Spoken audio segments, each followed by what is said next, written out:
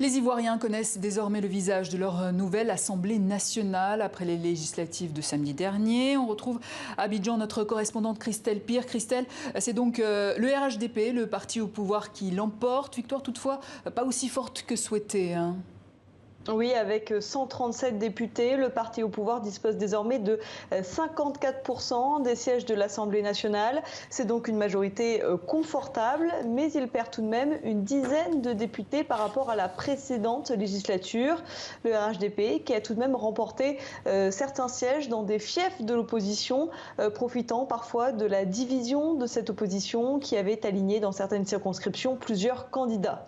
Alors du côté de l'opposition, justement, la principale alliance, c'était entre le PDCI de l'ancien président Rikonan Bédié et EDS, la plateforme des partisans de l'autre ancien président Laurent Gbagbo. À eux deux, ils cumulent 32% des députés de l'Assemblée nationale. Je vous propose d'écouter l'analyse du directeur de l'Institut de stratégie d'Abidjan, Sylvain Nguessan. L'opposition n'est pas dans le coma. L'opposition se maintient. C'est à peu près du 55-45. L'opposition qui va peser un peu dans les débats de l'Assemblée nationale, dans la configuration du jeu 2025. L'opposition tient le coup.